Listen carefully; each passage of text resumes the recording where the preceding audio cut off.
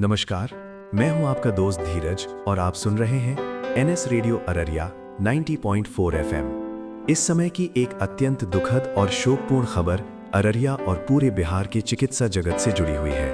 अररिया के प्रसिद्ध सर्जन और सदर अस्पताल के पूर्व अधीक्षक डॉक्टर जितेंद्र प्रसाद और उनकी पत्नी का एक सड़क दुर्घटना में असामयिक निधन हो गया है।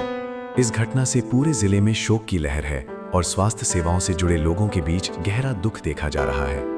मिली जानकारी के अनुसार यह हादसा वैशाली जिले के सराय थाना क्षेत्र के अंतर्गत टोल प्लाजा के पास हुआ। बताया जा रहा है कि उस समय क्षेत्र में घना कोहरा छाया हुआ था। इसी दौरान उनकी कार सड़क किनारे खड़े एक कंटेनर ट्रक से टकरा गई। डॉक्टर जितेंद्र प्रसाद अपनी पत्नी के साथ पटना जा रहे थे। दुर्घटना में दोनों का निधन हो गया।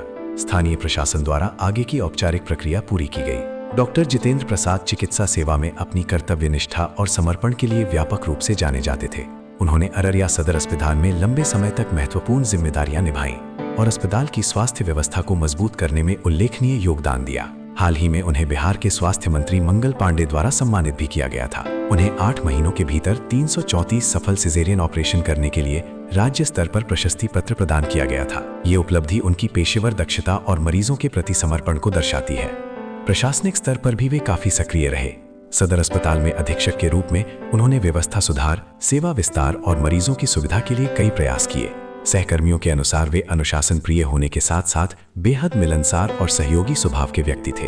अररिया सदर अस्पताल में आयोजित शोक सभा में मुख्य चिकित्सा पदाधिकारी और अन्य डॉक्टरों व स्वास्थ्य कर्मियों ने नम आंखों से उन्हें श्रद्धांजलि दी। वक्ताओं ने कहा कि डॉक्टर प्रसाद केवल एक कुशल सर्जन ही नहीं, बल्कि अस्पताल परिवार के एक मजबूत स्तंभ थे, जिनकी कमी लंबे समय तक महसूस की जाएगी।